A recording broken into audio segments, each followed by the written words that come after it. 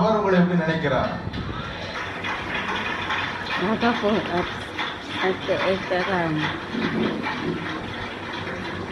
அடுத்த ஒரு குழந்தை பிறகுது, 2வது குழந்தை.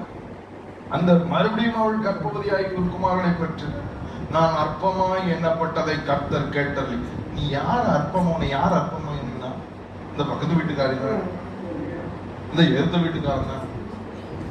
உன் பார்வை பூரா அவன் என்னைய அவன் என்னைய அவன் என்னைய அவன் என்னைய எப்படி பார்த்துட்டான், அவன் என்னைய எப்படி பார்த்துட்டான். செல்ஃபிஷ், செல்ஃப் தான் இங்க நிறைய இருக்கு. என்ன நிறைய இருக்கு? Selfish nature. ஏன்பா இவ்வளவு கோபம், அவ்வளவு காயம், ஏன்பா அவ்வளவு காயம், என்னைய செல்ஃப். திரும்ப சொல்றா, நான் அற்பமா எண்ணப்பட்டதை கர்த்தர் கேட்டருளி இவனை எனக்கு தந்தார் என்று சொல்லி அவனுக்கு சிமியோன் என்று பெயரிட்டான். அடுத்த ஒரு பிள்ளை பிறகு, பின்னும் அவள் கர்ப்பவதியாகி ஒரு குமாரனை பெற்று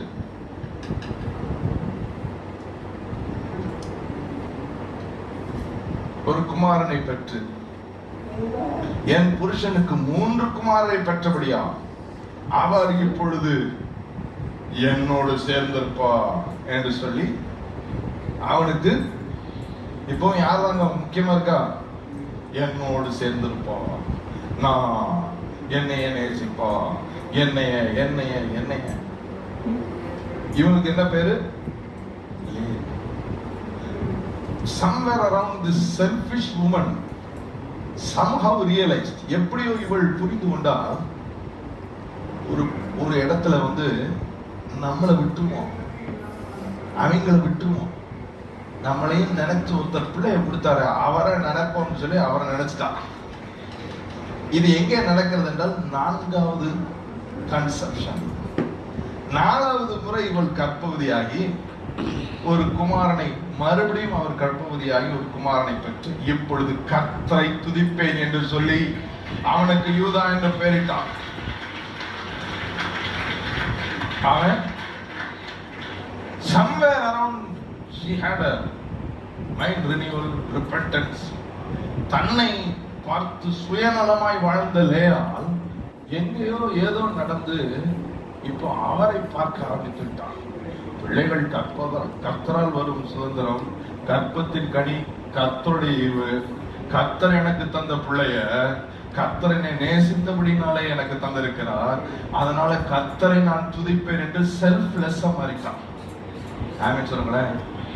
செல்ஃபிஷ்லே என்ன மாறிட்டா? சொல்லுங்களேன். செல்ஃபிஷ்லேயா செல்ஃப்லெஸ்ஸா மாறிட்டான்.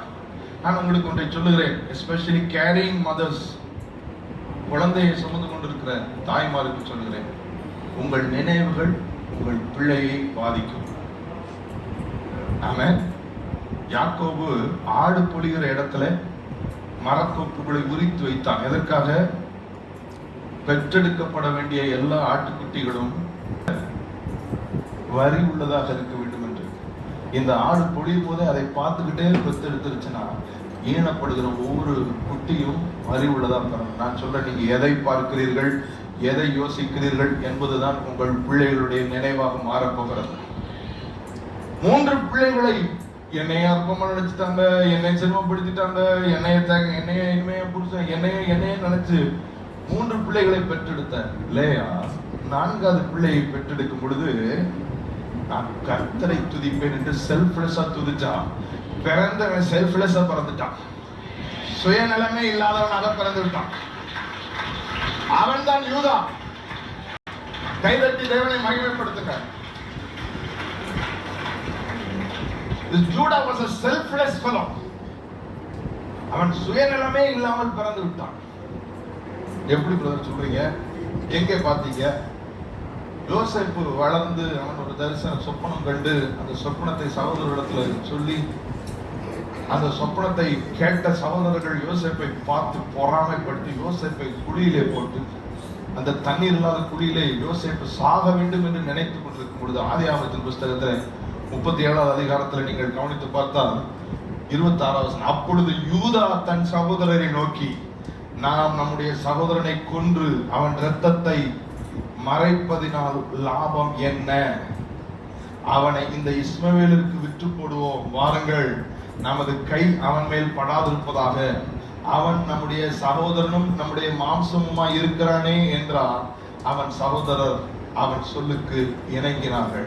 பாருங்கள், சகோதரர்கள் நம்மளை என்ன நினைப்பார்கள் என்றெல்லாம் யோசிக்காமல் அவன் அந்த யோசேப்புக்காக சுயநலமே இல்லாமல் பரிந்து பேசுகிற ஒரு யூதாவாக அவன் வளர்ந்தான். அவன் பிறந்தான், அவன் வளர்ந்தான், அவன் வாழ ஆரம்பித்து விட்டான். ஆமென் சொல்லுங்க. அல்லேலூயா. Selfless fellow. அவன் அம்மா கரெக்டா செல்ஃப்லெஸ்ஸா பெத்து எடுத்தா பாருங்க. இவன் வளரும் போதே செல்ஃப்லெஸ்ஸாவே வளர்ந்துட்டான். இவன் டிஎன்ஏ அப்படி ஆயிடுச்சு போல. அப்படி வளர்ந்தா சகோதரர்கள் யோசேப்பை குடியில போட்டு கொள்ள நினைக்கிறாங்க. சகோதரர்கிட்ட போய் பார்த்துட்டே, அவன் கொண்டு அந்த ரத்தத்தை பாவண்டா, என்னதான் லாபம் உங்களுக்கு, எங்கேயாவது போய் பிழைச்சுக்கிறட்டும் சொல்லி பரிந்து பேசி அனுப்பி விட்டான். அங்க போய் யோசேப்பு he comes to power. எகிப்துடைய கவர்னரா மாறிட்டார் ஜோசப். கவர்னரா மாறி சகோதரர்களை பஞ்சத்துல பசி ஆற்றுவதற்காக யோசேப்பினிடத்துல கையேந்தி போகிறார்கள். கையேந்தி போன யோசேப்பு கண்டுபிடிச்சிட்டார், நம்மளை தூக்கி குடிக்குள்ள போட்ட நம்ம சகோதரர்கள் நம்மை தேடி வந்து விட்டார்கள், கர்த்தர் சொன்ன தரிசனம் சொப்பனம் நிறைவேறுகிறது என்று சொல்லி சகோதரர்களை பார்க்கிறார். கவனியுங்கள், கவனியுங்கள், இந்த சத்தியம் உங்கள் வாழ்க்கையிலே ஒரு மாற்றத்தை இன்று கொண்டு வருகிறது. கர்த்தர் உங்களோட பேசினால் கர்த்தர் எதையோ செய்ய போகிறார் என்று அர்த்தம். ஆமென் சொல்லுங்க. அல்லேலூயா. ஆமா. சகோதரர்கள் வருகிறார்கள். இப்போ யோசேப்புக்கு தன்னுடைய உடன் பிறப்பான பெஞ்சமினை பார்க்க வேண்டும் என்று ஏக்கம். ஏன்னா யோசேப்பும் பெஞ்சமினும் யாக்கோபின் பிள்ளைகள், ஆனால் ராகேலுக்கு பிறந்தவர்கள். அந்த 10 லேயாள் வழி. யோசேப்பும் பெஞ்சமினும் தான் ராகேல் வழி. யோசேப்புக்கு தன்னுடைய உடன்பிறப்பை பார்க்க வேண்டும். இவங்க வந்தவங்க பஞ்சத்துக்கு தானியம் வாங்க வந்தவங்க பெஞ்சமினை விட்டுட்டு வந்துட்டாங்க. அப்பா விட மாட்டேன்ட்டாங்க. யோசேப்பு சொல்றான், பெஞ்சமினை கூட்டிட்டு வந்தாலாம் நான் தானியம் கொடுப்பேன். இப்ப சகோதரர்கள் திரும்ப போய் யாக்கோப்ட, அப்பா யோசேப்பு சொல்லிட்டாரு, பெஞ்சமினை பார்த்தே ஆகணும், பெஞ்சமின் இல்லாம நீங்க என்கிட்ட என் மூஞ்சிலே முடிக்காதீங்கட்டார். அப்பா சொல்றாரு, விடவே மாட்டேன்ப்பா, ஏற்கனவே ராகேலுக்கு பிறந்த மூத்தவனை காணாம கொண்டு போட்டீங்க, மிருகம் அடிச்சுட்டுட்டீங்க, இந்த 2வது பிள்ளைமே நான் விட மாட்டேன். இப்போ ஒருத்தன் எழுப்பி பறித்து பேசுகிறான். ஆதியாகமம் 43 அதிகாரத்துல, அப்பா தயவு செய்து நம்பி விடுங்க, நான் கூட்டிட்டு போறேன், அவனுக்கு ஏதாவது ஒண்ணுன்னா அந்த பாவம் என் மேல வரட்டும்னு சொல்லி அங்க செல்ஃப்லெஸ் ஒருத்தன் பரிந்து பேசுறான். யார் தெரியுமா உங்களுக்கு? யூதா. ஆமென் சொல்லுங்களேன். அங்கே